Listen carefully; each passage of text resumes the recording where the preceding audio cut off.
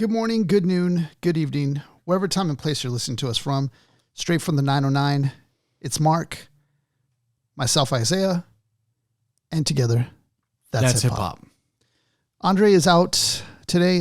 He had some other things he was taking care of. So today it is Mark and myself. We are taking over the ship.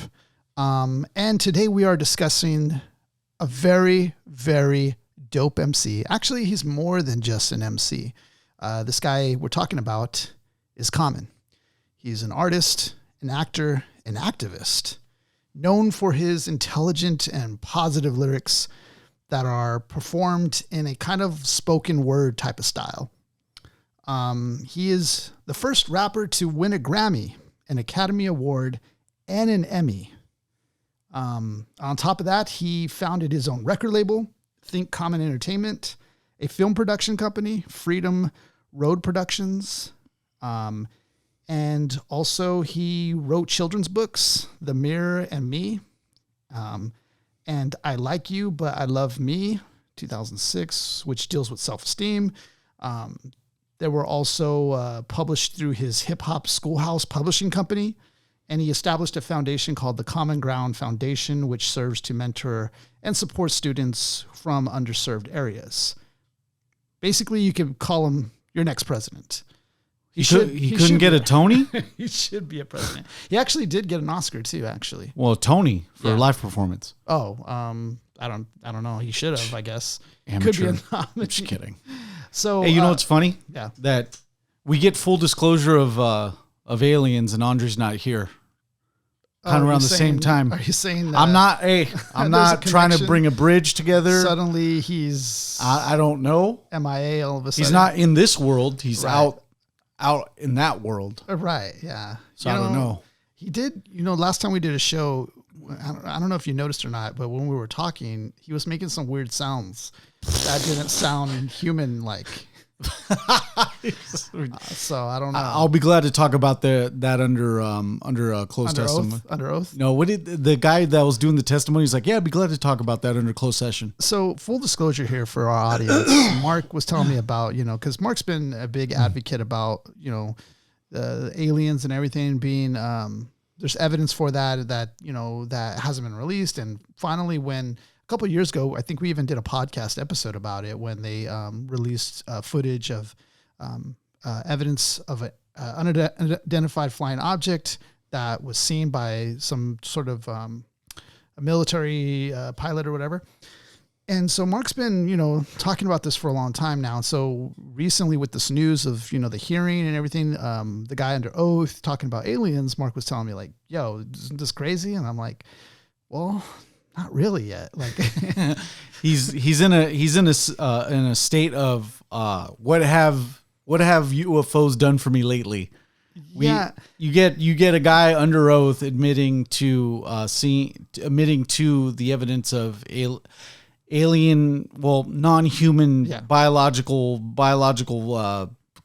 things being collected that were non-human biologics, as they called it. Because he wants more. Isaiah just wants more. Well, Mark was saying, this guy is saying all this under oath. Well, I'm like, so, to me, it's like, it won't really sink in until you bring out physical evidence of an alien body and it's freaking like Mars attacks or something. And they're going nap, nap, nap, nap. Like it won't hit me until that happens. Or I see a big mothership in the sky, like Independence Day or something. Then we can talk. He wants it to be like the end of To Serve Man, where we're both yelling on the top of the ship, it's a cookbook! Yeah. It's a cookbook! Yeah, exactly. I told you, by the way. I told you these guys were here. Yeah, you're right. Exactly. The door closes up and we're on our way. Because right now, even though the guy's under oath and all, we're getting to this big sidebar here, but really quick to wrap this up, because even though I was telling Mark, maybe I'm completely wrong. You guys tell me. But I'm thinking, this guy's under oath. Maybe he really truly believes the evidence, because he said himself he did not physically see it himself. Right. But he is under oath, right? So if you're under oath, you have to be telling the truth. But I told Mark, what if he 100% believes it's the truth, but he's probably absolutely wrong? Maybe it's something he doesn't even know about. It could be like a company testing out, their new little project that they've been working on, like some type of drone thing or whatever. I don't know. Right. So I'm thinking, what if he's just totally wrong? So it's not enough for me to be like, oh crap, aliens are here yet. But Mark says otherwise. So it's never enough for him. Just never enough. I'm a believer though. I'm a big time believer. I believe things are out there for sure. So, it's just that right now it still hasn't hit me. It's not bigger than anything in my world yet, I guess I would say. And I think a lot of people are in the same boat. I don't think I'm the only one on that. Well, you know what? I'm glad you're a believer, but let's go ahead and review Common's B. All right. So we're talking about Common's B album, which was his 6th studio album. It was released May 24th, 2005 by Geffen Records and Good Music. The album was primarily produced by rapper Kanye West with additional production from frequent collaborator Jay Dilla. Producing it and all over the album. Yeah. Imagine having that cast though, like of producers and songwriters. I was looking up the credits. There's Sam Hook on here, Marvin Gaye, working with the composure of some of these songs. And like sometimes you don't realize when you hear an album, like everybody behind it, like there's a lot of people that are working alongside of them, either giving them ideas or songwriting, composing, all that stuff. Perhaps Marvin Gaye for a sample, but it said Marvin Gaye as a composer, maybe as a sample then. Maybe as a sample then. Okay. Yeah. Oh, yeah. I was like, hold on, wait, because he's dead, right? It's close to midnight. Something evil's looking in the dark. Yeah, you're right. You're right. Well, I was saying because they passed away, right? Sam Cooke's no longer here. Well, I'm thinking about Marvin more importantly. Yeah. 88. Yeah, you're totally right. So yeah, for sure, sample. You guys caught me on a dumb moment, but either way, like this was the moment of Kanye West, because Kanye West is known for that chickmunk soul style. Like this is all over this album. Yeah, like you can definitely hear it. He's like you said, he's on the hooks, the choruses, doing some verses. There was like a movement happening during this time. I feel like where it was a Kanye West explosion. Everyone was going sample heavy for sure. Yeah. And I feel like it was like Lupe, Common, him. Who else was on that boat? I feel like there was other artists too that I'm missing. But you're talking about like using just like being partnered up with that art, that high pitched soul sample. Talib Kweli, like John Legend. Yeah, John Legend. Like there was like a movement happening there of sound. All kind of in that sphere of that Kanye West sound. Because he was doing a lot of production for other artists too, not only for himself. Twista, and then they have a track here where David Chappelle welcomes them onto the show. So it's like there's a movement of people where it's changing things up from the gangsta type era, because this was so contrast to that, and it was more about like positivity. It was more about style. It was more about, maybe like even like struggle. It was kind of a renaissance of sorts. It shows how popular Chappelle shows was during this time. This is the second. Yeah. This is the second track to have either a Chappelle show intro or a direct live feed. Direct performance being used as a track. Right. So, like I mentioned a couple episodes earlier, 2 words, and this in this song that we're going to mention as one of our favorites. Yeah, going to be there too. Let's talk about the cover. I didn't have a photo up, but the cover of the album, I'm sure everybody can, remember. It's very iconic. The visage of Common, aka Common Sense. Yeah, I was writing down a quote. Somebody talked about the cover, and I love the way they put it. They were saying that Common right here, it wasn't like a smirk. It wasn't really like a smile per se. It was a full-on grin, and it was bathed in this golden hue. The image is like a instant vintage snapshot of the sincerity and the canny idealism that has been marked all over Common's 13-year, at that time, career in hip-hop. So I thought the way she put that was, brilliant, because when you see this cover album, that's the instant feeling I get, is that positivity vibe. It's like a vibe when you look at that cover album of like, just, because you're talking about 50 Cent, everybody, like it was more gangsta. It was more like wearing body armor, you know, weaponry. It was more of that hard look. And here you got Common coming on with the grin, you know, bringing that like soul back to hip hop. So I thought the cover in itself was very iconic. This is also coming after, you know, a 3-year hiatus for Common, which he came out with a different style of album, which was that, what was it called? Electric City or Electric Circus? Yeah, there you go. Was that was before this? That was before this. Got it. Very different style of album too. Then now that correct. That kind of gave him some new followers, but it also kind of like lost, you know, his fans. So it was a interesting balance that he was kind of going through with that, because it was a whole different style compared to this and compared to his other works. It's like the same jump that Mos Def did with The New Danger. Yeah, yeah. So, you know, when an artist takes that, I don't know what you call it, like a brief moment and tries to go into some experimental stuff, do you think overall, do you, as an artist, do you kind of regret that? Or do you know, look back and say like, no, I'm glad I kind of went there and like tested the waters to see what that was about? Or like, cause I don't know if it hits ears differently, cause as I hear it now, I'm like, okay, that's kind of cool. It's different. Like it's a different sound, but you know, to people that are kind of more geared to a certain sound from Common, you know, that's totally different. So I don't know where do you register on that map? I would look for consistency on an album. Mm-hmm. And I'm really hard on these. When it comes to a really good MC, I want to hear their next project, because my assumption would be to hear the next iteration of what I just heard. Mm. When they deviate from that, as someone who raps, I can't stray away too far from it, in the sense of, oh man, that's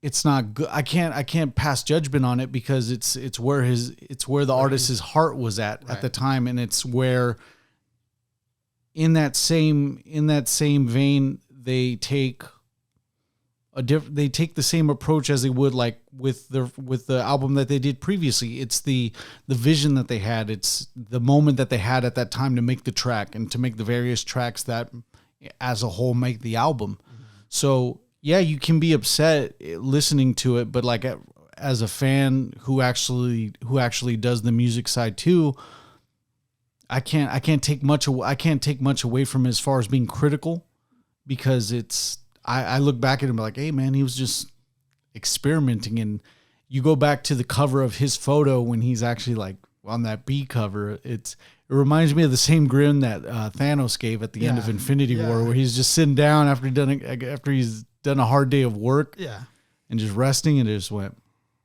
like just a straight up smirk. It's like that well relaxed, accomplished smile. You know, that you'll see a lot of like men do that at the end of a hard day's work, you know. But yeah, like even when MCs or artists experiment like that, the fans who don't partake may be a little bit more objectionable, but people that are actually within the circle, they're like, hey, look, like that was his vision at the time. We kind of run with that frequency of the artist. Mm-hmm. So we can't really get too upset about it, because heck, I mean, I know there's a couple songs that I'm just like, yeah, I can tell you exactly how I was feeling at this time, and this is what constituted those feelings. Right. Yeah. I don't know. I'm gonna have to go back and listen through that again. It also made me think about some things like with our podcast, because I was thinking like, you know, there's gonna be times where we're gonna explore music that, you know, people might not feel is a classic or good, but we might feel it is, or we might go through it even if it's not considered by the, you know, general public or fans. Like at that standard, we might, you know, explore things as well that aren't, or, you know, how are we going to go through that or tackle that? Because there's going to be albums that are per se bad albums that we would go through, but I don't know I don't know where I'm at with, is there truly a bad album, or is it just where that person or rapper is at the time? Like, you know?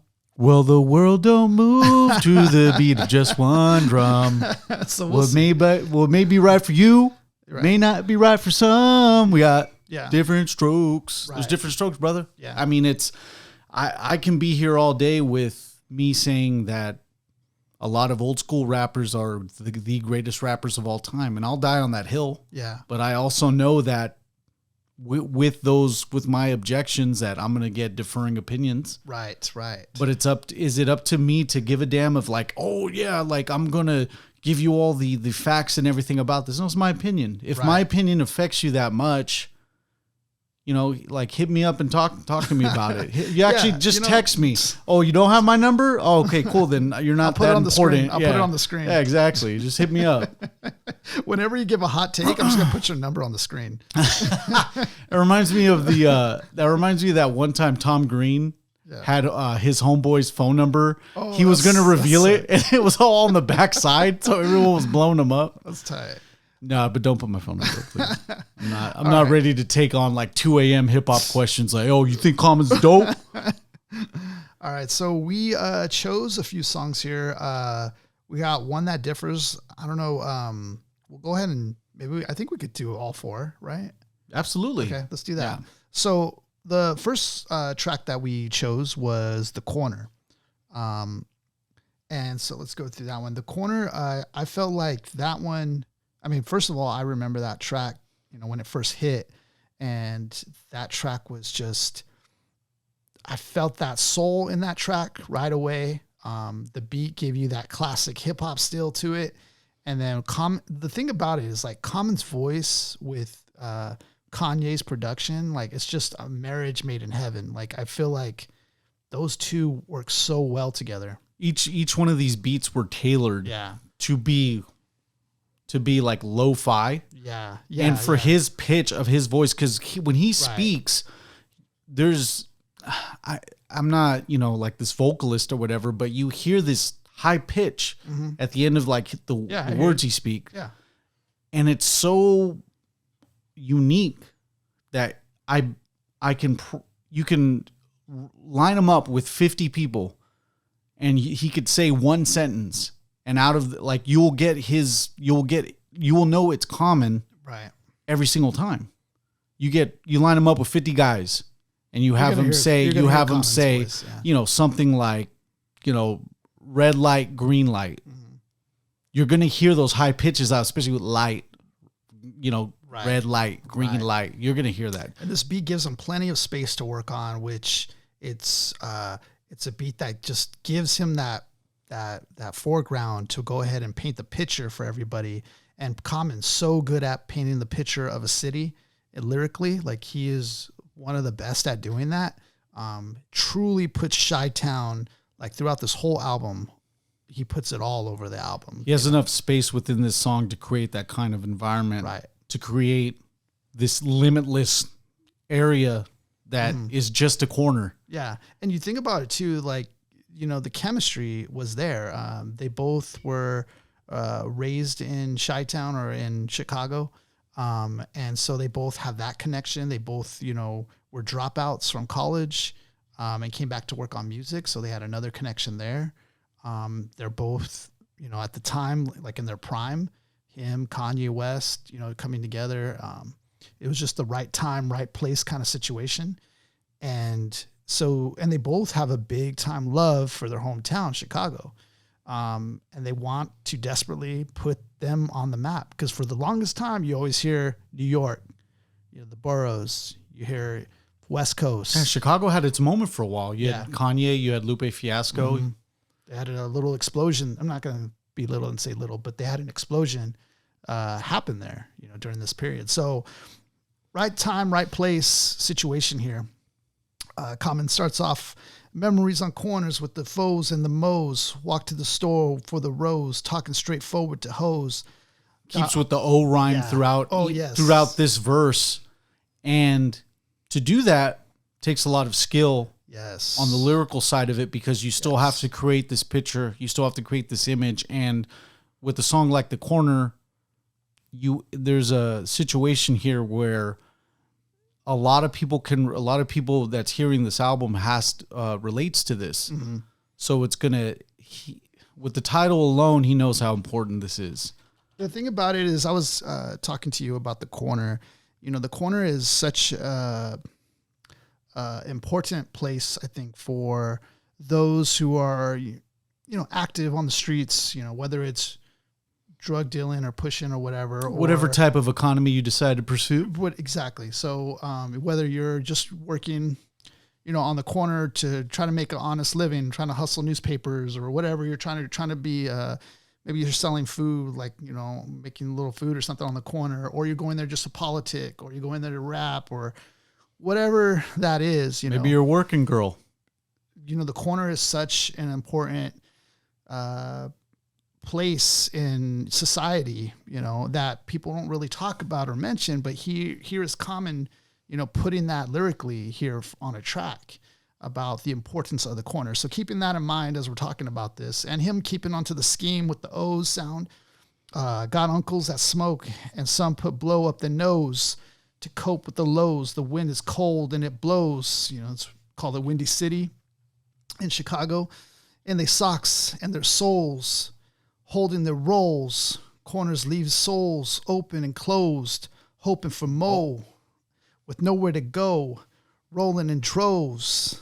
They shoot the wrong way because they ain't knowing their goals. Rolling in droves, like just a lot of people.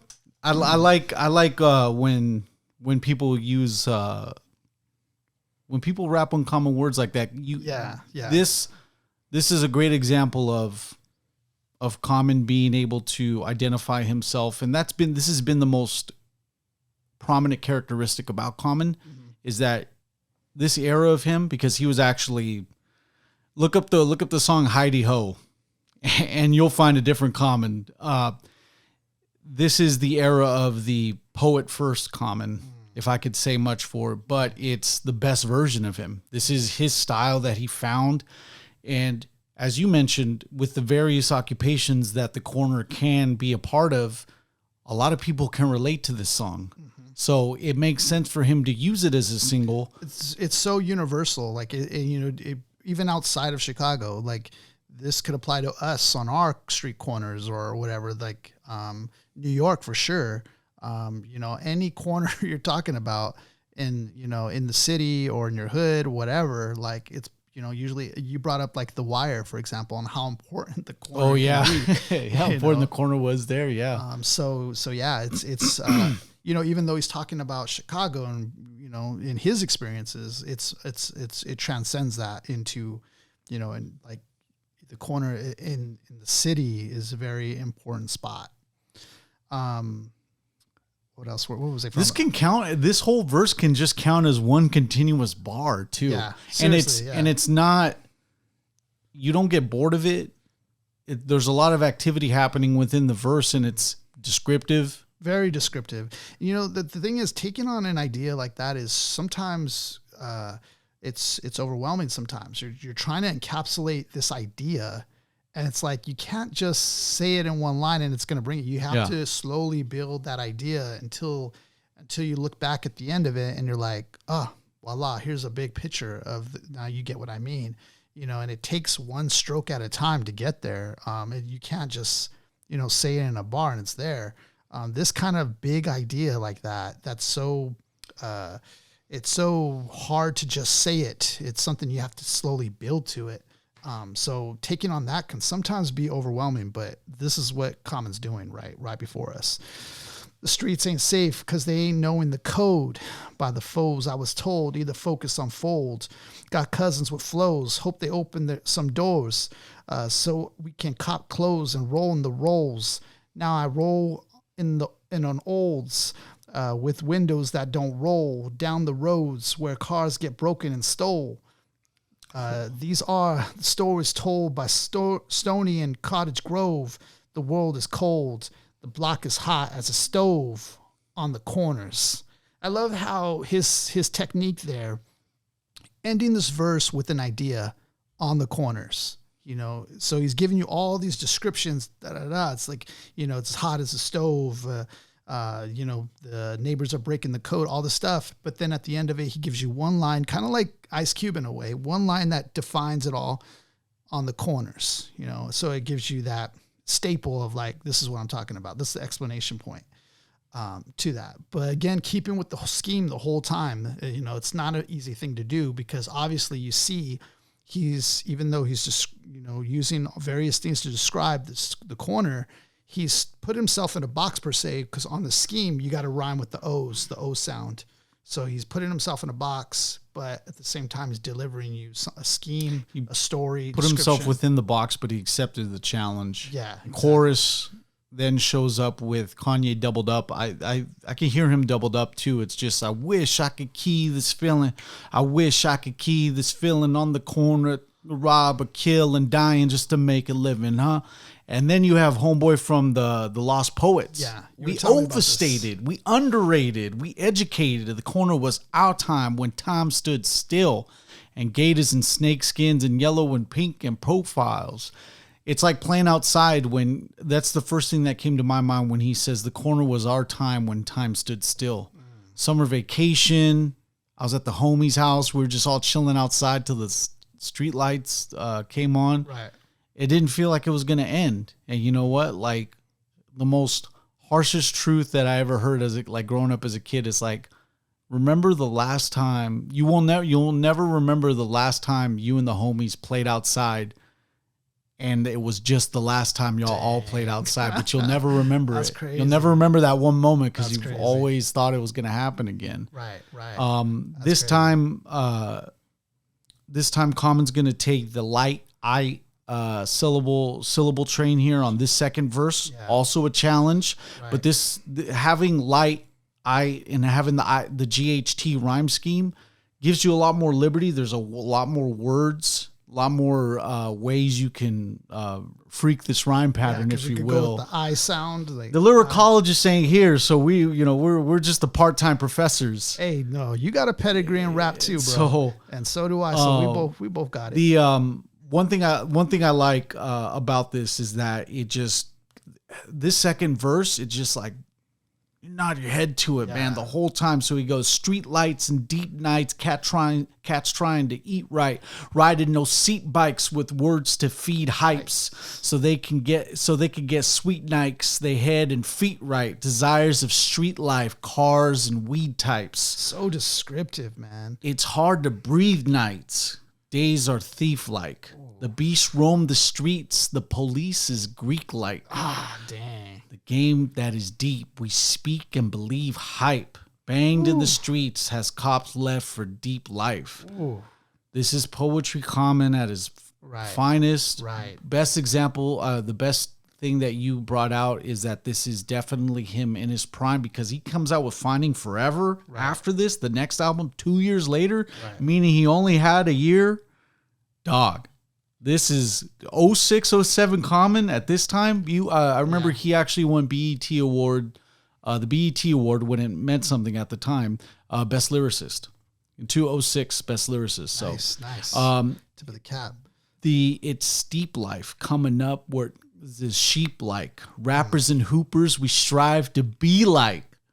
Who in the 2000s, brother, brown, white, there was a lot of hoopers and a lot of rappers that did fit this image. And what I mean by that is that you had any baller, you had any rapper that was either white, brown doing their thing, black. You had a lot to relate to right there. That kind of bar I can dig on. Biggie, the brothers could dig on. Yeah. White people could dig on. It's a lot. Biggie said it. He said either you have a wicked rhyme or you have a wicked jump shot or something like that. Yeah. That's what Biggie said on that topic. So same idea. It's something you aspire to become. Anybody who has a gift, like we were young, we loved rapping, right? We loved it, and we felt in our own senses that we had gifts at doing it. Otherwise, we wouldn't have done it later on to the best of our abilities to hang our hat on. But there are others who ball, and you ball. You're a baller as well. There are others who ball, and it's kind of like those dreams, to aspire to become, So it's like it's one of the ways that you think you could come out of the city. Yeah. That you can make it.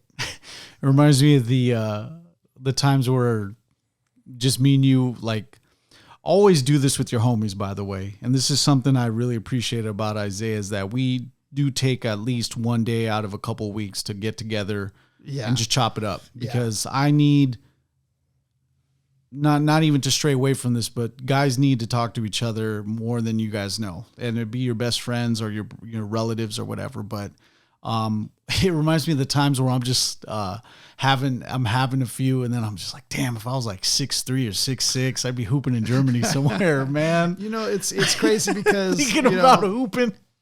Oh shit! We see it as those are things that we love to do, and it's just dancing out with the what ifs, But the thing is, like, I think when we were young, because I always thought of it like, oh, if you rap or if you're a baller, your dream is to make it, obviously, because it's a fun thing to do and you love doing it.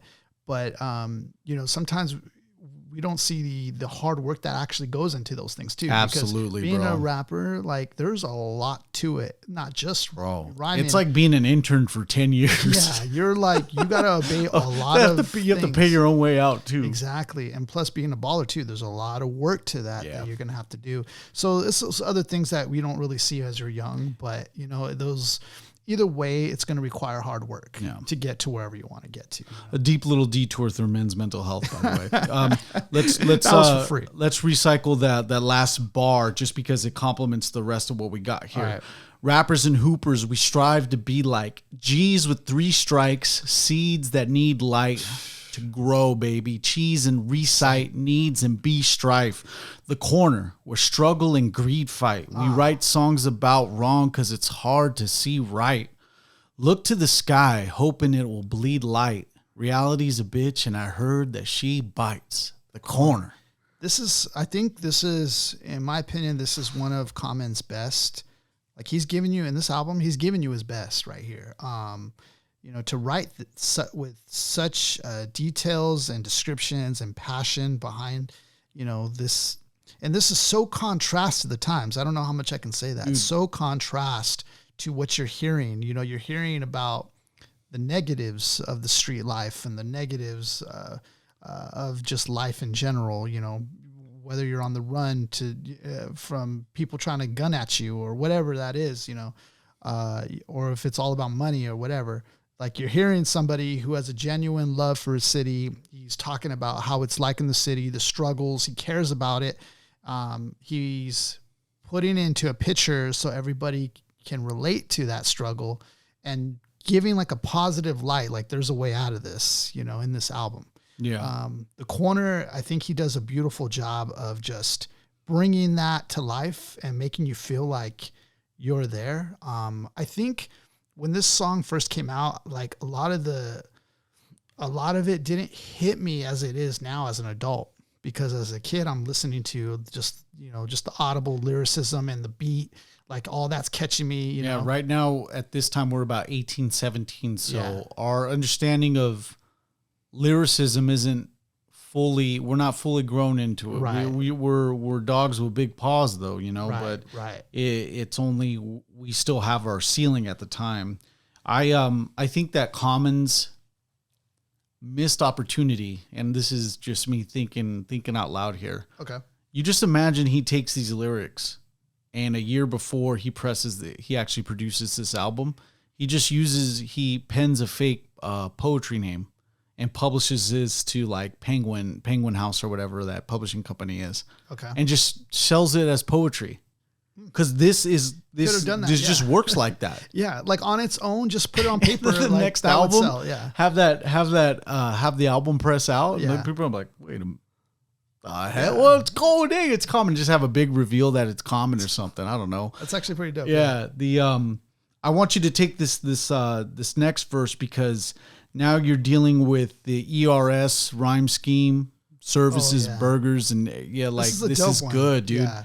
So it's on Black church services, murderers, Arabs serving burgers. Oh yeah, you know what? I don't mean to cut you off, but as far as if we're gonna give back to the Lost Poets here. Oh, go ahead. He says. Let's stop real quick on that, on the Lost Poets thing, because I was trying to remember or recall who that was. Mark was explaining to me that these were the guys that were also on the freestyle, the Art of Rhyme, Art of Rhyme video, where they were talking about, just freestyling and what that means. Were they the ones, Mark, that were talking about how it's like divine by nature, like it's like a preacher, or what were they talking about on that art of freestyle?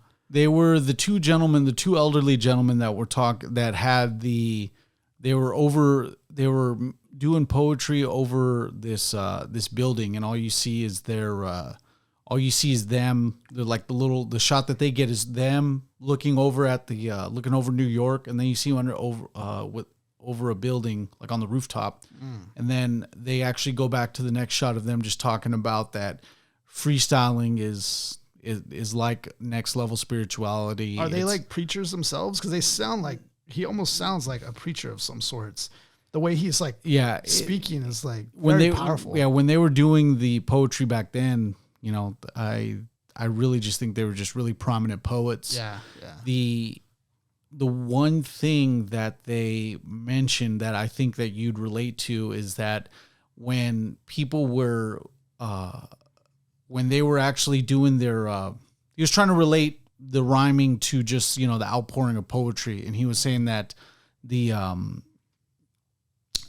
poetry itself was the screams and the actual pain of the ancestors coming out. It was just a transference of that and being spoken out. And it's just like the echoes of the ancestors. Oh, that's and it's just really crazy. It's really crazy, but then it relates to that freestyle documentary because it all centers around, and which I believe as well, when we do freestyle, it's of divine intervention, because it comes from a source. When I do rhyme off the top, it's like, some of that stuff I do got in the memory banks, but I mentioned to you before, and I mentioned to the audience before, the illest stuff I've ever spat in my life, I will never be able to do again. And it was that moment. Yeah. Right. So it's, they make their cameos in the freestyle art of rhyme thing. So it was cool hearing his voice when I was hearing it, around that time anyway, because that's when I was watching that freestyle documentary ad nauseum. The way they describe, the corner and stuff is very it's more, it brings a lot of history to it. So not only are you getting the present day corner, like you're getting the history. The corner was our magic, our music, our politics. Fires raised as tribal dances and war cries broke out on different corners. Power to the people. Black is beautiful. Black power, black is beautiful. Yeah. Or did you just say it's different? Mine? I'm reading black power, black is beautiful. Yeah. I thought you were echoing it because that's what I did at the end. I was like, oh, damn, okay. Oh, I think you said black people, black is beautiful. But anyways. No, it's power to the people. Black power. Black is beautiful. So this is Common's third verse. Black church services, murderers, Arabs serving burgers, as cats with gold permanents move they bags as herbalists. This rhyme scheme is more challenging than the last two. I'll say that. Definitely more challenging. And he is delivering here, because I'm hearing like serving burgers. Like that's you run into the temptation of just stacking multis here. Right, exactly. Yeah. The dirt isn't just fertile, it's people working and earning this. The curb getters go where the cash flow and this current is. It's so hot that you burn to live. The furnaces where the money's moving, they determined to live. We walk, play lotto, and buy German beers. German beers. That's creative. That's creative. It's so black, packed with action that's affirmative. Oh. The corners. That was a dope. Heineken didn't pay him enough to say Heineken. Right. Like, we buy German beers. So black pack action that's affirmative. Very, very creative on that one, because that one was more of a challenging scheme to go with. But when you are able to complete that, it's a beautiful rhyme scheme to go with. Just the fact of serving burgers is in the rhyme scheme, Yeah, shout out to the or the bags of herbalist. Yeah, shout out to all the Akis over in Chicago serving up the chopped cheese. The back to the gentleman from the Lost Poets. You have the gentleman's Umar bin Hassan, by the way. Okay, now let's talk about this, because I stopped Mark earlier, and I was telling him just from my honest, straight up from opinion of hearing it, I was like, because he was comparing the corner to the Rock of Gibraltar. Yeah. And, you know, if you don't know what the Rock of Gibraltar is, that's the military base in Britain. And there's a big rock, obviously, but there's they made it into a military base. So I was saying, how is that compared to the corner? You know, like the corner is not the Rock of Gibraltar here. Yeah. I mean, it's a corner. I don't know if we could compare it to that, but Mark made a case for it. Tell him your case, Mark. So the it's a matter of. So I'm gonna go actually quote the. Okay, let me quote the poet. The corner was our Rock of Gibraltar, our Stonehenge, our Taj Mahal, our monument. Now I stopped you there. I was like, Stonehenge? Really? There's only one Stonehenge. Like, you're equating the corner to Stonehenge?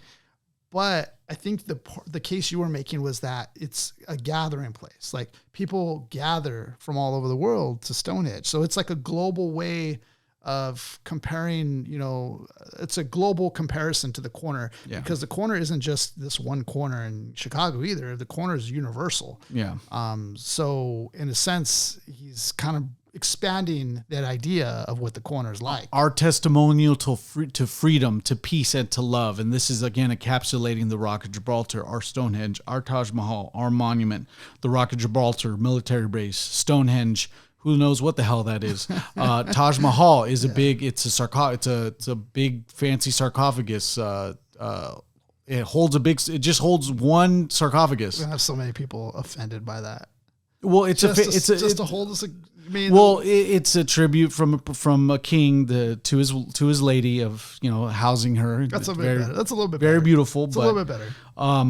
So with the many examples that the lost poets use in this poetry, you have many examples of what the corner can mean to somebody. Right. You have even my example. I think my corner, as far away as it is, I love Central Park in New York City. 2014 was the last time I went, and then the most recent trip is when I went last year to take care of an expo. And I made an internal itinerary, and I made some time for myself to get to Central Park and to be there. I only had an hour and a half, 2 hours, but I wanted to go. Dude, it was not even like, it was a calling to go there. It was like me going full circle. To a certain extent, that is one of my corners, you know. It's something that you look forward to being at, you know, where you can be either by yourself. The corner could be anything, either you with your homies, you with family, right. Everything, man. The corner, the open garage at homeboy's house, you know, like whatever, you know. It's it's beautiful to use that kind of example of. It's like you were describing, like a hot spot. Wherever that is, it doesn't necessarily even have to be a corner per se, but anywhere where you're having a gathering, a usual gathering for business or for pleasure, whatever it is, it's the hangout. It's the spot you come to politic or find out what's the word. Like it's that kind of spot. Yeah. I guess I would say my corner from here locally that I had that was kind of like that was a coffee shop. I forgot what the coffee shop was called, but it was one over here on Pepper. And it was a spot that you would go to, and you knew that you were always going to run into somebody a friend to hang out with or whatever. Like you were going to go there, grab a coffee probably, and you're going to run into somebody. Coffee Nuts? No, it was a different spot. It was a different coffee place owned by a private owner. It was like, I don't think you know of it. I'm not sure. No, dude. But it was a spot though where a group of a lot of young people like our age would all kind of go to. Like you could go there at any time and you knew you were going to run into somebody. So it was like that kind of spot. Like the Cheers, but for coffee? Yeah. Did you have anything like that? Did you remember like locally anything that was like kind of like a spot, either a hangout spot or something like that? Yeah, I had I wouldn't call it like, so my corner, something that I can actually relate to would have probably have been just hanging out at like the friend's house as a kid, you know, like that would that to me for a little while was the corner, because even after that there wasn't really much to like. We all would go to Ish's house, right? after that, from the middle age to 20, like I didn't really go anywhere else after that. That's when, you know, your boy got shot at. And so I was kind of like in hiding for a little bit, not in the worst ways. I wasn't ducking out anybody. It's just, you know, just kind of fearful of driving at night.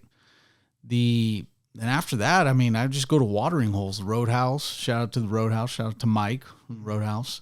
Boston's would be another kind of corner situation where you kind of know people go there. Now it's OGs. Yeah, that people are going to pull up now.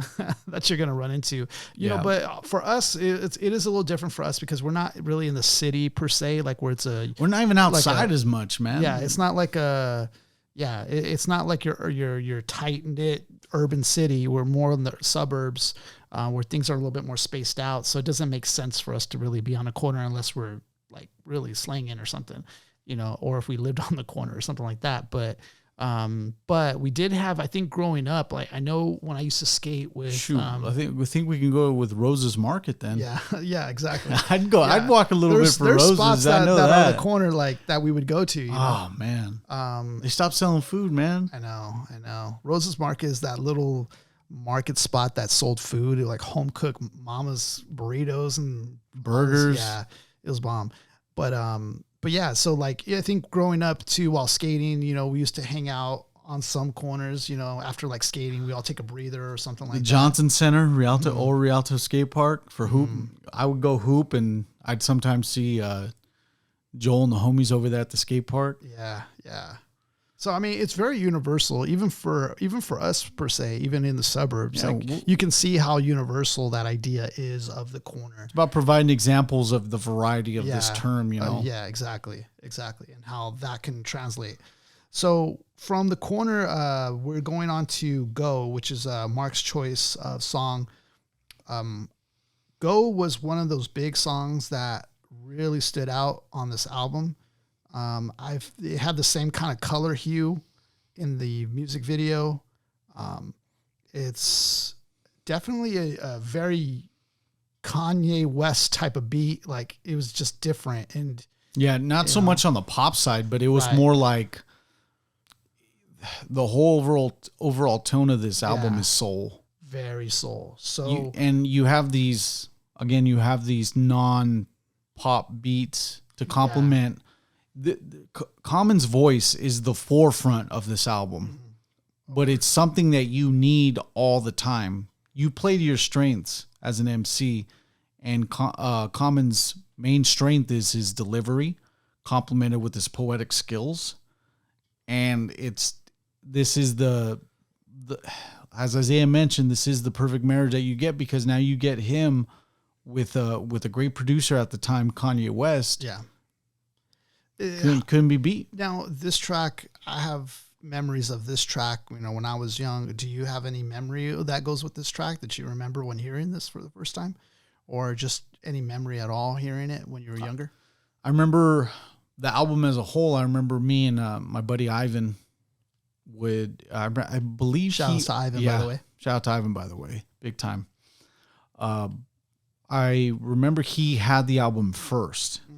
And I remember burning the album from him, and I still have the files always being transferred to my music from that.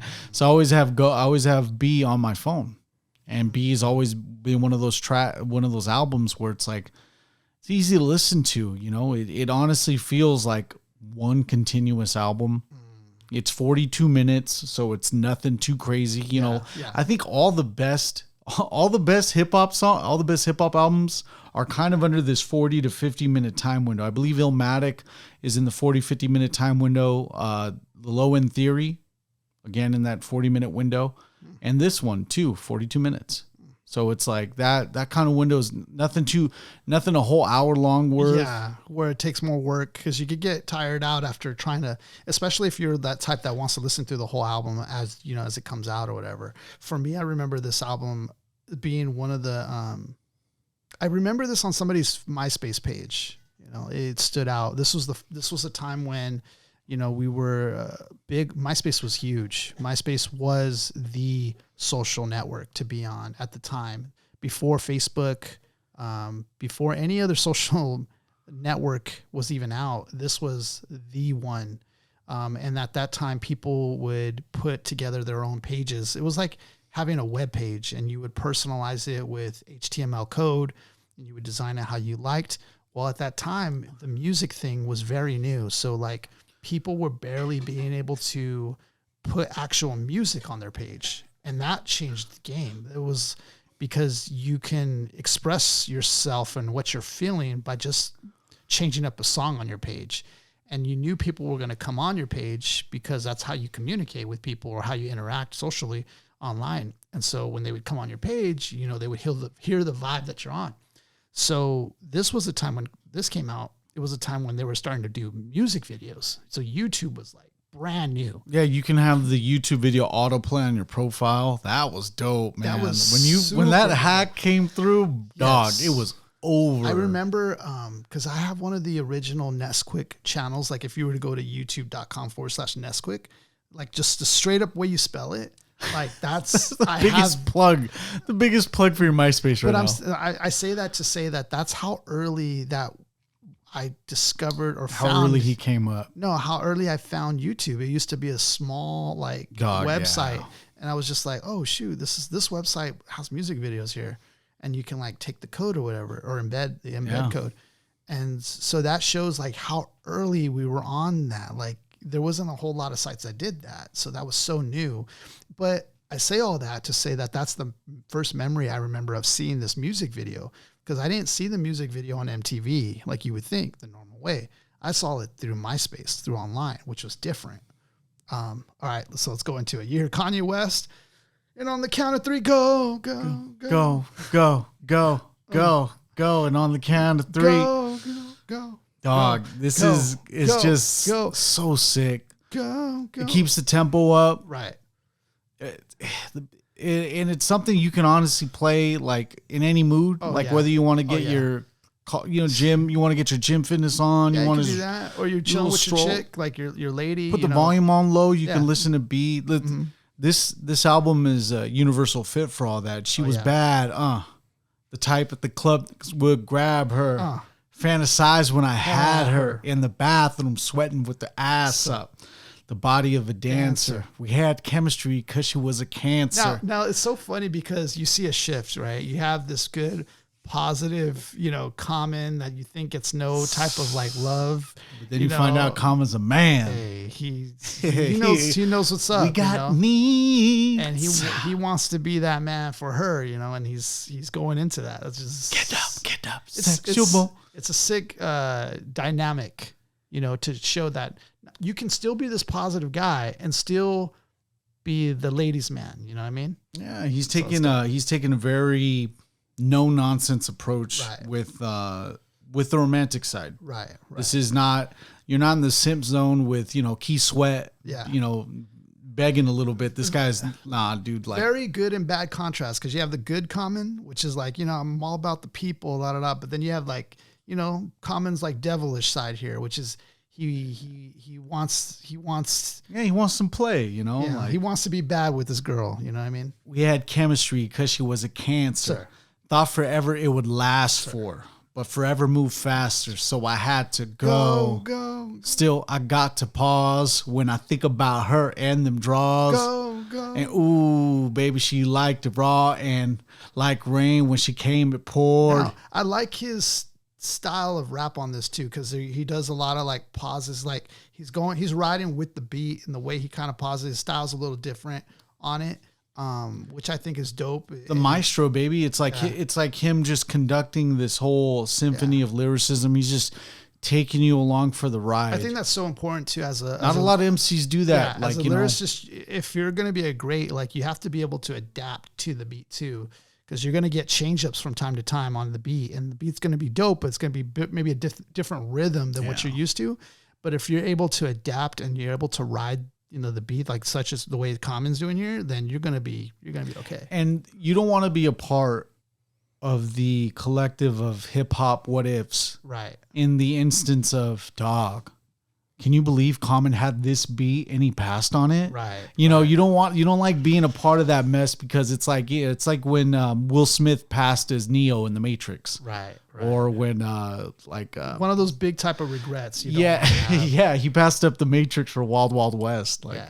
Going back to this. So we're describing this lady, you know, what her style was, and you know, she got that WAP on deck, and like a car that I can't afford, I would want it. Then, I would want it. Then want some more. The positions our frames explored. Let me know she was secure. Back for more. I wanna go. So this not a chorus you don't need to remember because you're always gonna have it subconsciously. It's just go, and then you only remember the rest of those lines. And on the count of 3, everybody run back to your fantasy.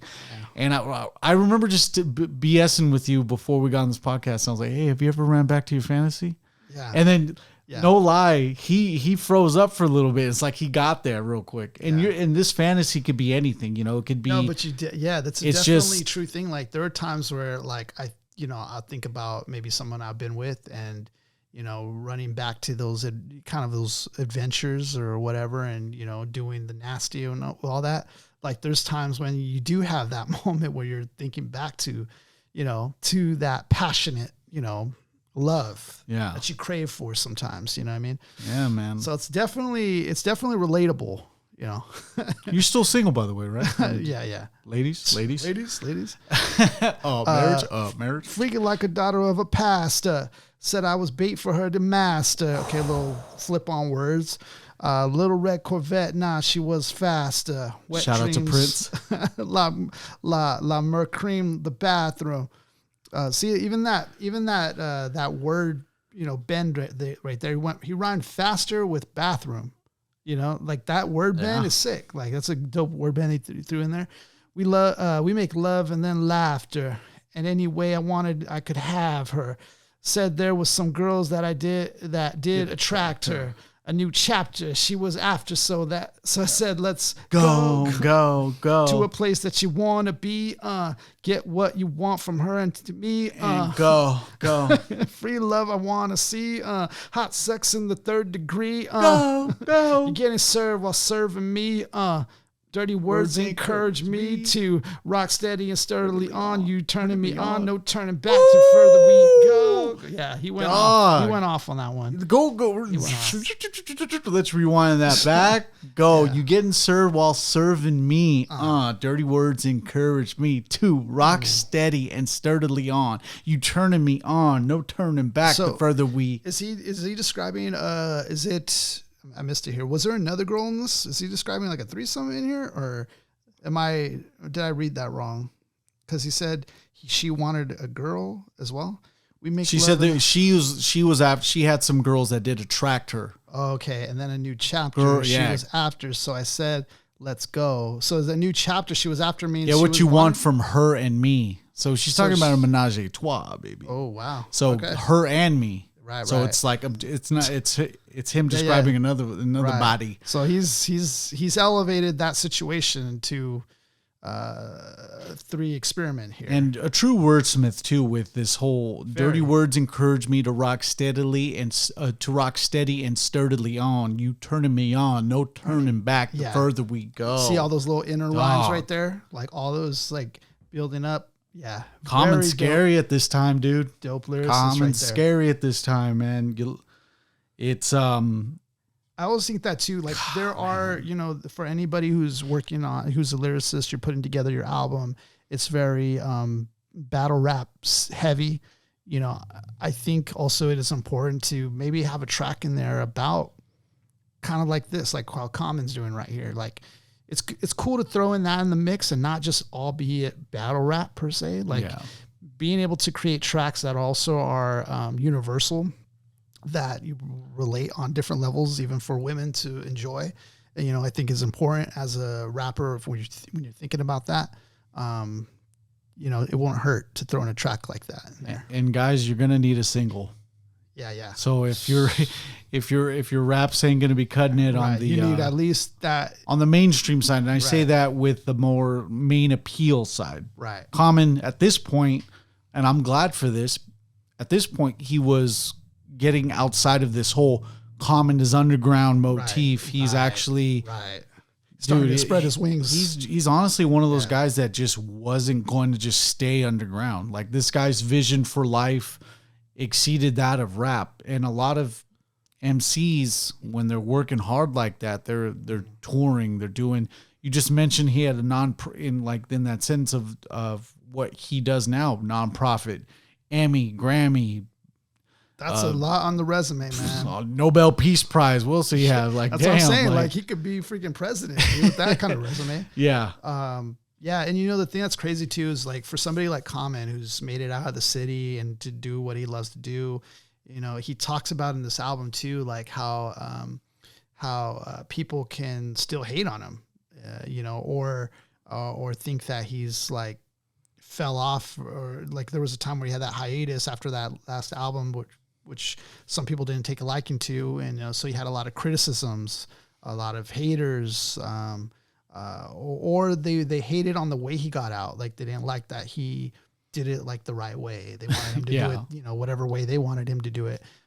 So he had a lot of adversity in that aspect as well that he was dealing with.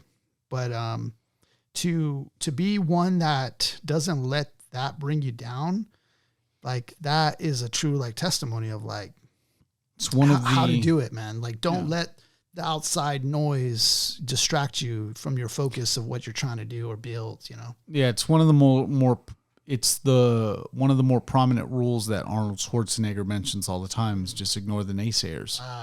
You do that, the only self-doubt that you have at that point, well, the only doubt I would say that you have at that point is your own self-doubt. But that's always going to, even as men, we're always going to have that, because we always, the men that actually go out and try to get it all the time, we're always going to have that itching for more. And it's inherent. Right. It's what we do. Right. So it's always, as soon as you're able to ignore all that, all you do is excel, because it's just you and your drive that's propelling you up. Right. Yeah. Right.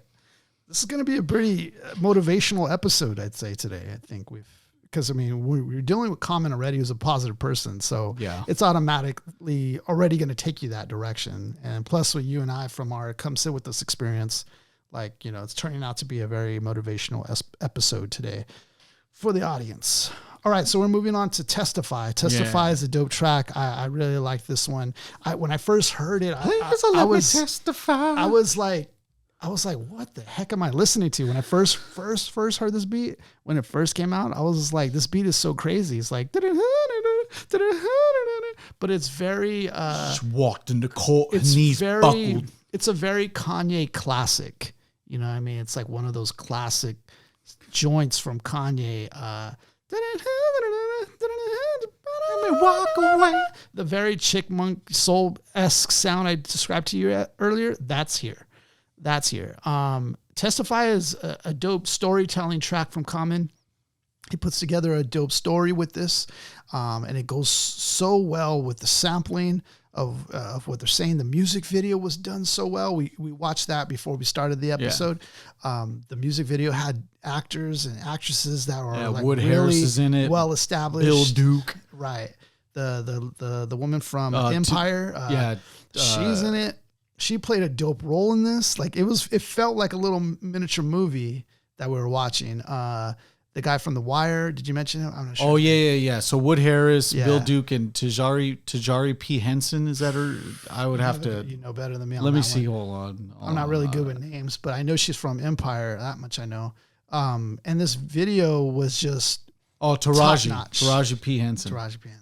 This video was top notch. So we're talking about Testifying. This is centered around a court case here over a husband who's caught for murder and some drug charges, gun possession, and the woman is she's trying to support her man, and she sees that he's gonna go down for this, and she's saying that he's a good man, he's a good father, and she's like saying like he's going through all this, but she just wants to like testify before you lock my love away. And then you have Common in the music video, like a black Rod Serling. Yeah, exactly. He's like cut with being able to tell you this story as it goes down with the Kangol has. The only person that wearing a Kangol inside the courtroom. Dude, there's a few people I was telling you earlier that can rock that so well, man, in hip hop. But it's dope when they can rock it. Common is one of those dudes, dude. So he starts off with, she walked into court, her knees buckled. Saying for a man to survive, he needed hustle. Seen and been through struggle her whole life. Made a transition from being his hoe to his wife. Hard bars. So this guy was actually that good, he made a hoe housewife. Yeah. Or on her end, she made the choice. Is the one that, transitioned, right? Yeah. Made a transition from, stifling. And just the emphasis, that he does a lot of emphasis here. Stifling. The night opened, the ATF busting. Her daddy was a hustler, so she loved him. Looked at the jury. How could they judge him? She screamed, before you lock my love away. Chickmunk sound. Before you lock my love away. Please let me testify. Please let me testify. And the beat is so sick, because especially with the music video, because Common, he kicks it off with the do. Yeah. Like he does that, fist banging to the beat. Please don't play that in the ocean while we do these samples, because there's going to be a lot of dead dolphins beached up on the shore. Fear in her chest, her face in tears, had her man's back. He's facing years. In the name, though, the place was his. They trying to take everything except the kids. For years, she's been through scuffles and fights while he trying to hustle that white up all night, wondering if he's alive. Seeing him tired, she bubbled inside and screamed, before you lock my love away. Please let me testify. The judge yelled for order. Court reporter making her words shorter. The court stenographer, that little lady that you'll see, like, just cut her. Just like this, like, no, she's always peering over too, like, court stenographer, baby, making the words shorter. She just basically gets the gist. That's a cool way to describe the court stenographer. His lawyer sat next to him. She could see how the trial was affecting him. It hurt for her eyes to connect with him, using her lies for protecting him. They arrested him for murder and gun possession. As they read back her confession, she screamed, before you lock my love away. And the thing is, she's going to this as that sample's going. So in the music video, she's lip singing it at the same time, which it's a great visual, and it puts this all to life, man. The court awaited as the foreman got the verdict from the bailiff. Emotional outburst, tears, and smeared makeup. It stated he was guilty on all charges. She shaking, looking like she took it all the hardest. A spin artist, she brought her face up laughing. The twist. That's when the prosecutor realized what happened. All that speaking her mind, testifying and crying. When this bitch did the crime. Right. The queen pin. Ooh, that's actually the first time I heard that phrase. Like one of the first times you get Shyamalan in a hip hop song. Exactly. And I've never heard that phrase queen pin before. That's the first time I ever heard that from that track. I think whenever you do storytelling, like it's obviously going to help if you have a twist. I mean, every great movie in a sense kind of has one, Peace to Alfred Hitchcock. Yeah. I recently watched Oppenheimer, and that twist on that movie is dope too. That movie is a dope movie for anybody who hasn't seen it. Go see it. Yeah. So that one was pretty dope. Oh, but you ended up watching Oppenheimer. Yeah. Nice. Yeah. I saw it just 2 nights ago, I think. So yeah, it's a really good movie. If you guys haven't seen that, we're big fans of Christopher Nolan. So is Andre. Man, he pulled off another one. This guy's brave. He saw it at night. It's like almost 3 hours long. Yeah, I got good rest, man, to see that movie. Because you gave me the heads up. Yeah, I was like, I know I got to get. I had to see that thing in the morning. As soon as I got out of a 9 o'clock show, it was 12 o'clock. Yeah, but it didn't feel long to me because it was good. The same thing happened with The Dark Knight Rises, and that was almost the same amount of time. Right. So you have a twist here on the story, which is an element that you got to always think about when you're writing. Especially if you're doing storytelling, like to have a twist is going to make it it's going to only make it better. I think of the infamous one I always think about when you go to storytelling is Immortal Technique on Dance with the Devil. having some sort of twist that's going to make that story just much better. We talked about Wordsworth when he talked about the runaway girl. That one, I forgot what the track was called, but where you gonna run now? Yeah. That track, had a twist at the end with the grandmother and all that. Yeah. So, when you're writing stories like this, that's going to make that element of surprise. It's going to just enhance and level up everything. Dope track, man, to write out, to pin to this beat. The beat already is talking about testify. And less on the beat too. This is the one where you hear Common's voice the most. Yes. This is almost the lowest. This is probably the less memorable beat. Mm-hmm. On this song, because all you remember is the lyricism and all you remember it's a lot of space. Like he had to fill in a lot of gap with this track. Yeah. So this is one of my favorites though out of this album. I really like this track a lot. Not only for the storytelling, but just everything. The video production, his writing on this, the story, like this emphasis on words. That's another thing he had picked up here too. He did some emphasizing on certain words, which is also important in a storytelling type of track because it gives you that dynamic of suspense almost in a way. So what was the last track that we had? The last one we had was They Say. Yeah. They Say, which is almost one of the last. It's the second to last track on this album. And right here you have this hydra that they just made in this song. Yes. They have a hydra at this point. You have Grammy-winning Best New Artist in 2004, John Legend. Mm-hmm. You have at this point at least two Grammys at this point with Kanye West, probably more. Right. And then you have Common. You have the R&B soul side cover, check. You have the rap, I'm not going to get into it, but you have a very good producer. Then he also raps, Kanye West. Right. And then you have Common, this three-headed monster. And you just get John Legend in the beginning. They say, bro. Yeah, he did a great dog. I wasn't, when I first heard it, I wasn't sure if maybe it was too soulful, that it might take away from the, from the hip hop element of this track. But as you continue to listen, it really blends together very well. And it's one of the reasons that, because I didn't know what Mark chose, but I chose this track as well. And it's one of the reasons I chose that because, and not only that, but what they're saying in here kind of encompasses, the grand idea of this album almost, so that's another reason. But a dope trifecta here to have, the triangle offense. Right. And that's the thing is they've built kind of like this collaboration amongst each other. Yeah, where they would work together very often on other projects too. So it's not unusual to hear like Common, Mos Def, and Kanye, or or any type of like fill-in that would like Talib and John Legend and Kanye, they were all kind of collaborating. It was a big collaboration. Do yourself a favor and see John Legend live. Wait, you saw John Legend live too? Bro. I didn't know. Wait, when was this? You saw a long time ago. My mom surprised me with tickets. A long time ago. She knew I was on. She knew because that's when I was, that's when I was a brief resident of Cincinnati, Ohio. Oh, but I would always listen to John Legend a lot. And it was just one of those times where she just like, oh yeah, let's go out for your birthday. And then she had tickets. I was like, Mom, what, you got me tickets to John Legend? I was like, she's the best for that. Isaiah is a very, very talented singer.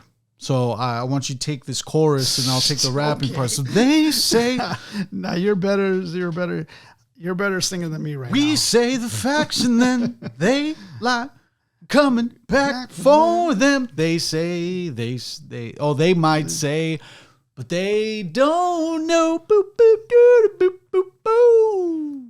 And they say it lost his mind, but in the scheme of things, I never lost a rhyme. Oh, man. He's already going in. The thin line between love and hatred. I'm the black pill in the matrix. The saturated life. The black pill. Yeah, dude. He's like, screw the red and the blue pill. I'm the black pill, dude. Yeah. That's sick. Saturated life. They say life is what you make it. So I wait quick on a spaceship so I can take it. As high as the stakes get when paper get low. I be telling Derek, tell Kara to get us a show. Kara's a really big, like she's a very powerful woman in hip hop, let's say. Yeah.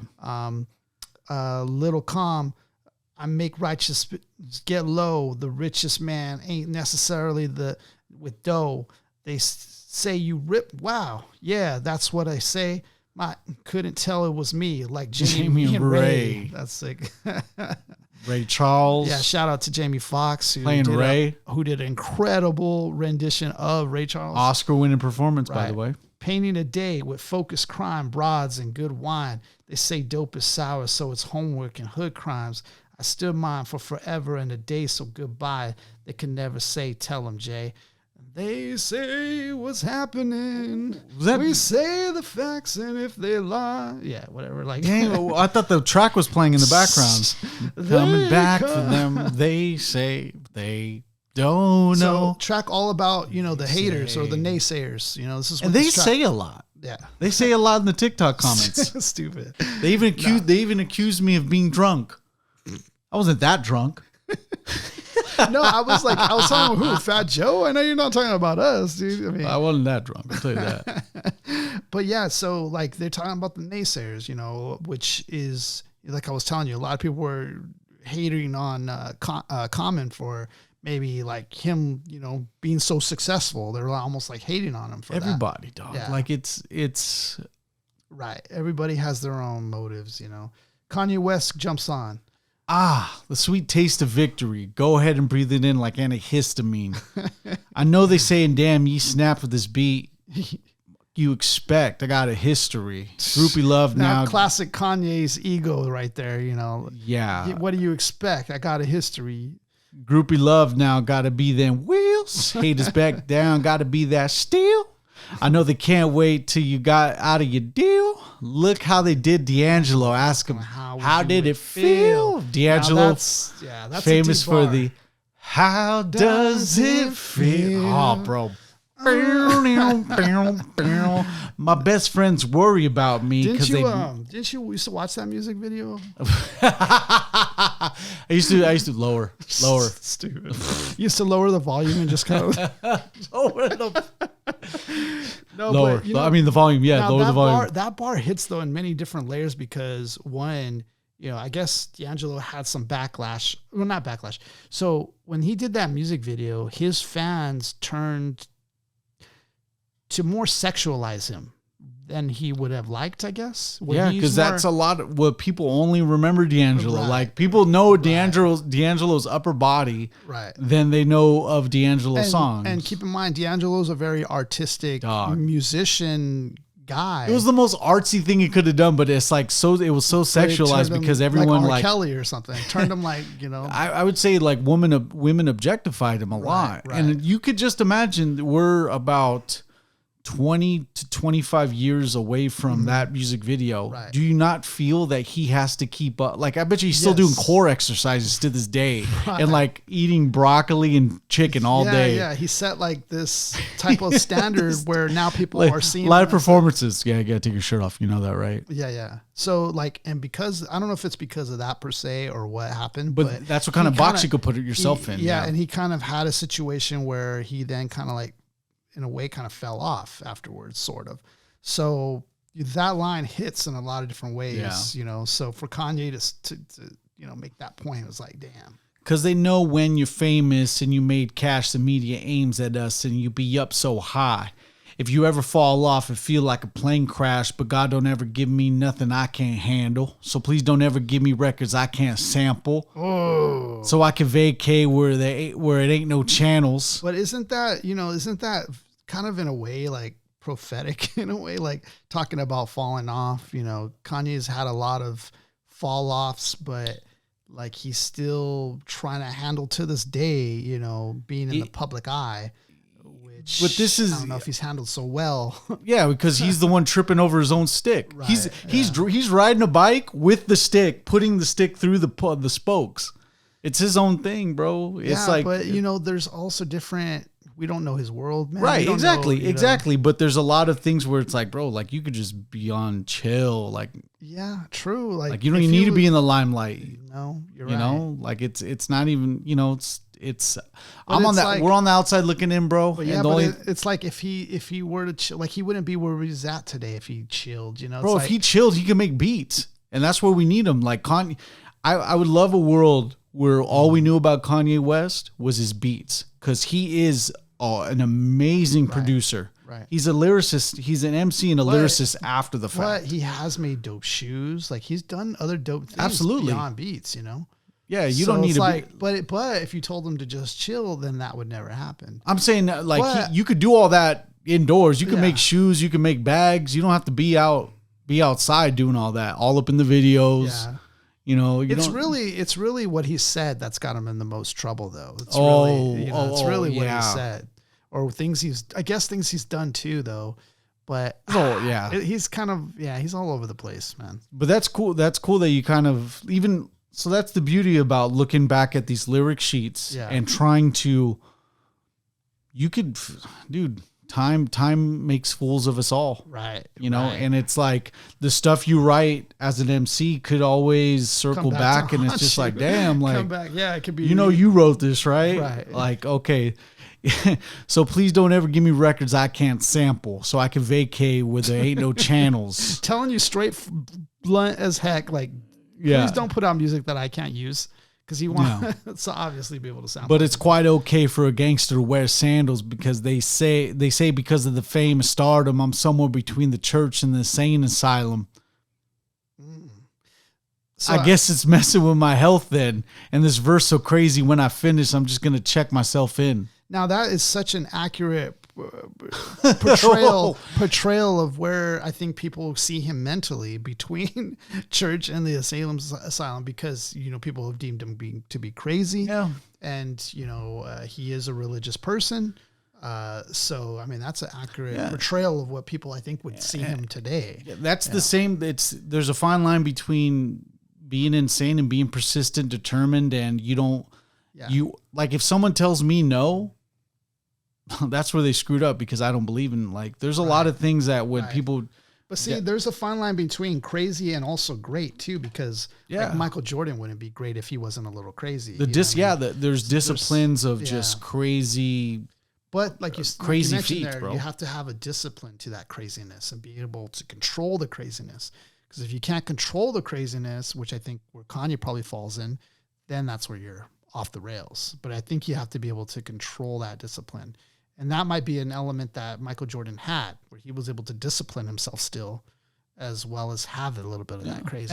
And then in Kanye's aspect too, his version of Jordan's 6 rings is going to be the multiple Grammys, the notoriety, the shoe sales shoe sales, the fashion motifs and everything. You know, you just get this other side of him that is how he expresses his love, his opinions, and that stuff isn't. Yeah.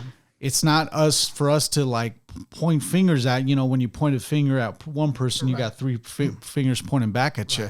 You know, so I'm not in a position to say anything about him. I just know that there's just certain things that you just don't say about certain groups. On the limelight, you know. But with this going back to this song as a whole, the after the chorus of this one, who takes over the so after the chorus, John Legend, then comment on the third verse. Yes, correct. They say, dude, think he righteous. I write just to free minds from Stony to Rikers, amongst the lifeless in a world crazy as Mike is. Oh, so it's Tyson Jackson. Now at that time, Mike Tyson, I think he's talking about, because at that time, Mike Tyson was kind of seen to be crazy too, because of his. Hey, it's vague. This is vague. I think he's talking about. I think he's talking about Tyson though, because Tyson was at that time like kind of doing things that are like kind of questionable. It was like really, man? Like, I feel like at that time it was Tyson. This show's getting pretty deep with a lot of like, yeah, we're doing lyric breakdowns, and we got to. Well, you know, Tyson, though, today in retrospect, now when you see Tyson, now I think everybody of adores him much more now. But at that time, that was kind of fresh off of everything. So he was much different still. Yeah, because even at around this time, this is circling back around the time he has his last pay-per-view fight. Yeah, early 2000s. So he was kind of doing things that were like wild. I would say that. So I think he's talking about, because he's mentioning Don King here as well. Lower down there, he's mentioning Don King later in the verse. So I claim King like Don. Yeah, there you go. On my paper, whether it's weed or ISIS, they say life is a game, so I play hard. Written for my life because I'm scared of a day job. Man, how real can that be, man?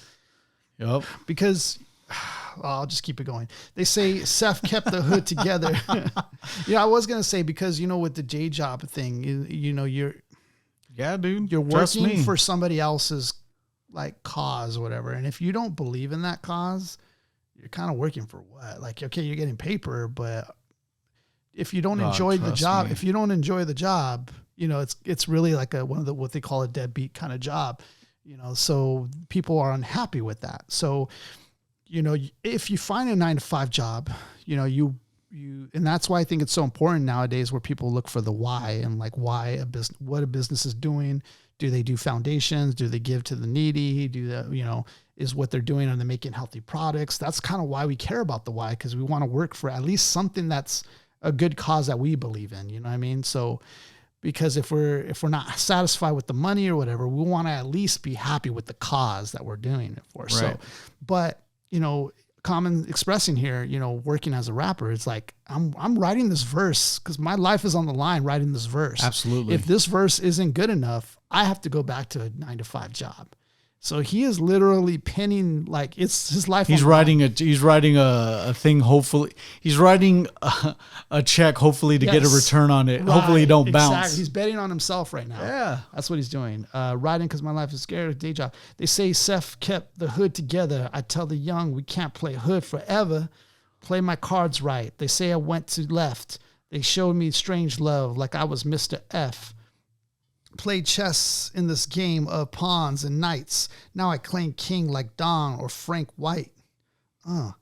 They say, so Don King at the time, he was, I guess, looked at in a sense here. Well, king, because king's in his name, so a play off of king. Claim king though too, yeah. Right, so it's like Don King was always like, would have a literal crown. Right. Got parodied on The Simpsons. Don King was a big presence too. Made a lot of money putting together shows and fights. Like there's a lot of work to promotions, baby. Yeah, but there's a lot to being promoter. You got to get the whole setting right. And even parodied in Rocky 5. Frank White. Do you remember who Frank White is? Frank White is going to be the gentleman that Christopher Walken played in. Oh man, I forget the. It's not the. I was about to say Rumble in the Bronx with Jackie Chan. It was there's a movie with Christopher Walken in it, and he plays a kingpin named Frank White. Okay. Yeah. Oh, okay, a kingpin. Okay. Yeah. Makes sense because he's talking about king here. They say my life is comparable to Christ, the way I sacrificed and resurrected. So a reference to his album Resurrection, I think, maybe. But he's also referencing Christ too. Yeah, and coming away from common sense. Yes. The name, he actually... I think he was getting sued, right, for his name? I don't know if he ended up getting sued for common sense. I think that's why he changed it for sure, though. Yeah, because I remember... Somebody had that this is a quick shout out to the Lyricist Lounge Volume 1 album. Oh, go ahead. So the Lyricist Lounge Volume 1 album, there's a freestyle on the Bobbito and the Stretch and Bobbito show. It's him... It's him, just referencing just him. Like, okay, say his name, jerk. Common, Pharoah Monch, and I think Black Thought's in it too. But they do a freestyle, and then you hear verbatims like, "Oh yeah, what we got common sense now? Nah, it's just common now." Like for one of the first times he's actually showed that it's actually common now. So it's like it was. it's a historical moment to where it's like you kind of know a definitive, like if you get that date of when they did that freestyle / track that went on Lyricist Lounge Volume 1 album, you'll actually have an actual timetable where it's like definitively this is around the time where he went from just common sense to now. Because if Bobbito didn't know, that means a lot of people didn't know. Bobbito at a time like this knew first.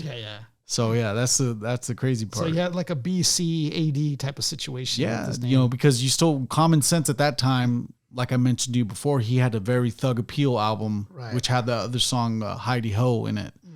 I think it was called "Can I Borrow a Dollar?" The album. Frank White, by the way, is from the character from King of New York. Oh, okay, got it. That was the one. Also, I guess there's a little fact that Notorious Big has been nicknamed Frank White after the film, so Common could be comparing himself to even Biggie. I don't know if he's really referencing himself as Biggie, but I definitely think from the King of New York for sure. They say that my life is comparable to Christ. They say I sacrificed and resurrected twice. They say the Crockett pants and sweater was whack. Seen the corner. Now they say that is back. So I think there was a period of time when he was dating somebody who influenced, not somebody, famous, I don't know if it was an artist or someone who was fashionable. And they were thinking but at that time when he was dating her, he was wearing these Crockett pants or whatever. And I guess he was getting a lot of flack for that. His style, I guess they were saying, was whack. Common is a very stylish person too. So it's kind of funny. Like they would say his style was whack. Common Sense is his first album. Was that his first album? It covered his first album, Can I Borrow a Dollar? Like told you something you don't. That's totally Resurrection different. 1, and then the literal resurrection of his second album. Looks different, yeah. He doesn't look as positive, kind of like how he is now.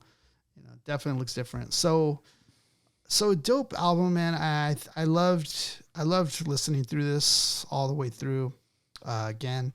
And I will definitely remember the time that this came out. I mean, this was the time we were in our adolescence. You remember? We were juniors in high school at the time when this came out. We were heavy. I was a grown-ass man. Okay. Same age. You're already a grown-ass man. Okay, so anyways. So stupid. This was our junior year. We were heavy into rap at the time. There was a movement happening during this time. So it was cool to experience this album, experiencing that movement of positivity, very contrast to the times of, the gangsta era. I mean, this is just years after 50 Cent dropped, To Live and Die Rich or whatever. I was rocking the Kangol too, man. You were actually, yeah. And I was just telling you, it's not very easy to rock for everybody. Heck no, man. But those who do, man, rock it well. So just 4 people. It's actually 5. Shawn Michaels, me, Samuel L. Jackson, Wesley Snipes, and Common, and so Mos Def. Yeah, you're in a good circle, man. Yeah, do so mean there. Kangols were sick, bro. Yeah. I used to love them things, man. I actually still got 2 of them.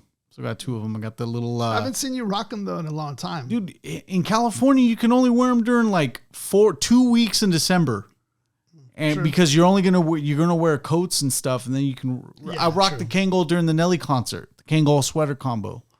I don't remember that. Oh man! But, all right, yeah. If you say so. Yeah, that was fun. So go to a Nelly show when you get a chance. Yeah, dude, she still gets lit. Oh man! And he has. I love this album, dude. I really think you hit the nail on the head when you describe Common's prime. Because this back to back with Finding Forever, hot streak. Yeah, hot streak. It is not. Sure. He's not going to be this multi-syllable dense lyricism stuff, but dude, for what he slows everything down. Yeah, it's more like spoken word style. Slows everything down, and you have an advantage at this. He actually mentioned chess here. Look, he's actually to me. He's actually the queen piece because he's able to go in several directions in terms of depth, in terms of depth with the lyricism, when you slow everything down, you're able to get creative. You're able to make these songs as impactful as The Corner, Testify, Go, describing everything with detail. Like it's something you can't do when you're like someone like Black Thought, who really, no disrespect to Black Thought, but the thing is that he has up-tempo rhymes and he's very lyrical. For some, that the weak point in being super lyrical is sometimes you don't get to describe things as much. Yeah, Common can work really well with spacing. Oh, bro, when he stretches those words out, finds the rhythm, or makes emphasis. Bro. Like he does excellent at that. So he has a different approach to it, which is it works for him. I love that this album was one of the albums that brought Common out of this whole like, oh, Common's underground. Mm-hmm. This is the emergence of Common. This is like, yo, Common's in the mainstream level. This actually secured gold within, I believe within the month. It actually ended up getting 800,000 albums sold. So, and then Finding Forever sold, I believe, sold just as much.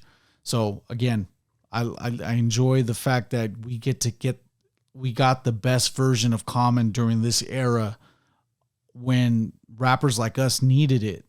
You know, I needed a lot of reassurance back then. You know, I didn't have a lot of people within my inner circle besides my rapping friends telling me about rap, or even I had to go figure it out. I had to go to my cousins. I had to go chill with the homies. Like, it's just, but the way I was able to get out of like, and just try to find like a baseline of dope MCs, you know, this is the area that I fell into. I fell into when Jay-Z came out with the Black album, Common comes out with B, Mos Def. I listen to Black on Both Sides around this time, dude. I'm just like, okay, cool. I kind of get a baseline of what dope lyricism is. And around this time too, you get Talib Kweli, who shows up on the scene like, damn, dude. And then you find out Black Star has an album with both Mos Def and Talib. Like, you have to go back again. Mm-hmm. Dog, you end up tapping into this aura where I'm just like 14, 15 again, just trying to like figure the shit out. And this is one of those albums that bring a lot of joy to me, because you get to kind of relive new those memories again, the positive ones, especially during this time. Yeah, and then he also went into acting. Like, he did some pretty memorable roles in different movies and stuff. And I know he's been an activist for certain causes, particularly for like, you know, the inner cities and students and things like that. So like, you see the evolution of like how far he's come, or, you know, things he's done, pretty big projects. It's pretty cool to see it come full circle like that, as like an MC, like, who can actually deliver, like, you know, such a great album. And you can see all the things, like what he's saying in this album is true to who he is, because you see it in all his career, like what he's trying to do for trying to give back to his own communities and stuff like that. So like, everything he's saying is genuine. And so that's really cool to get, you know, to see that not only is he rapping about these things, but that's who he is. Like, he's truly about that. So, and he's shown it in his works and things he's done too. His style is dope. And I know it's, like you were saying, not very like lyrical in the means of like, you know, like a Black Thought, let's say, but, you know, Common knows what he has, and he's good at delivering what he has and using it to the best that he can, by stretching words or doing emphasis on particular words, adapting to the beats that he's given. His voice is very unique.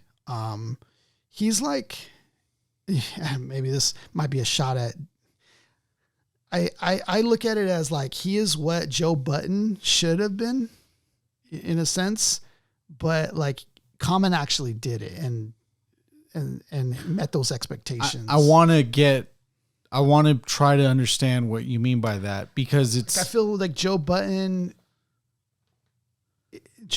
I think I feel like they're almost the same kind of guy, but they're not.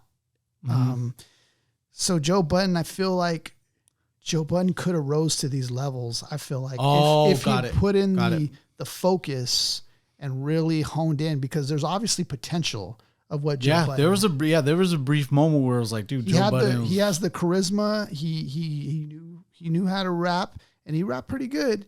But like if he had put more focus into building himself up and stepping outside of Slaughterhouse and becoming his own thing, and I don't know what it's like. It's probably really hard to do that. But I'm just saying, like, because I see them as kind of similar kind of guys, but in a way, okay. So you kind of see at one point their trajectory was aimed similarly. Yeah, I think Joe Budden had a good opportunity to step in lyrically and really shine. Yeah. But he didn't do that. You know?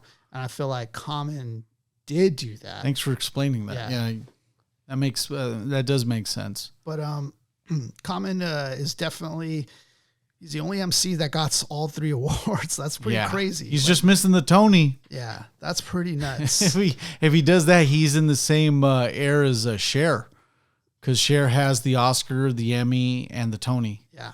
Damn, that's pretty nuts, dude. That's not easy. And that just shows how well-rounded this guy is. Oh. You know? And I think he definitely is kind of like that middle ground where he is like a vibe, and he can really bring a movement to life. So Kanye West, like I was saying, was a movement, a renaissance, if you will, of that sound, that soul, right? But if he didn't have somebody like a Common or a Talib or a Mos Def, to help put these the songs with the beats on it, to help bring it all alive, it would have been much difficult to really make a movement happen. But because he had these guys, Commons and Mos Defs and Talibs and all that, it helped really make it a force to be reckoned with. And you know, Common in himself is a force.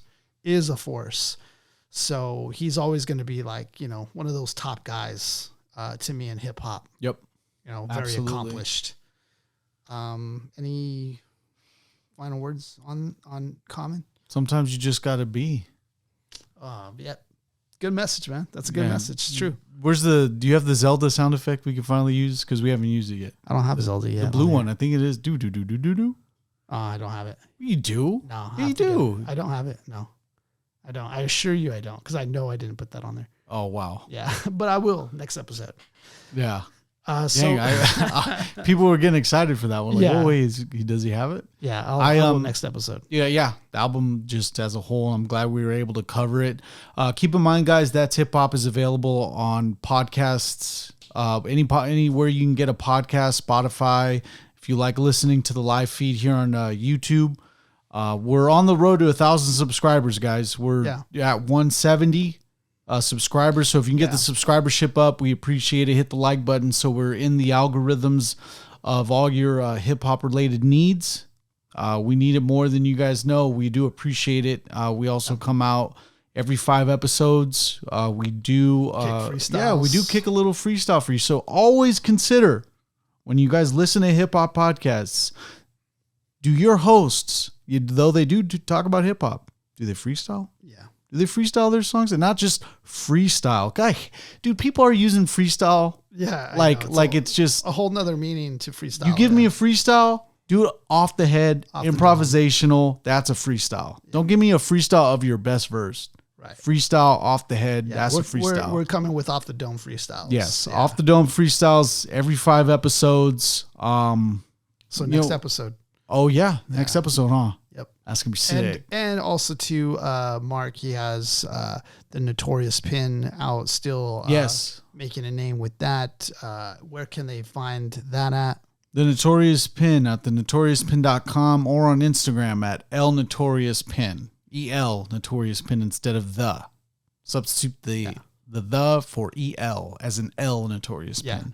So, I know you guys are probably into pins. Mark Gott's the plug on that. He's the plug. So check him out on that. We also follow him on TikTok, so you can check out there on TikTok. So yeah, much love to you guys. Thank you guys for supporting us. We're dropping episodes every Monday. We are continuing on the journey of hip hop albums, going through album by album and checking out that. If you guys have an album that you would like us to review, please leave it in the comments or just message us, and we could probably add it to the queue on what we could check out. So other than that, peace.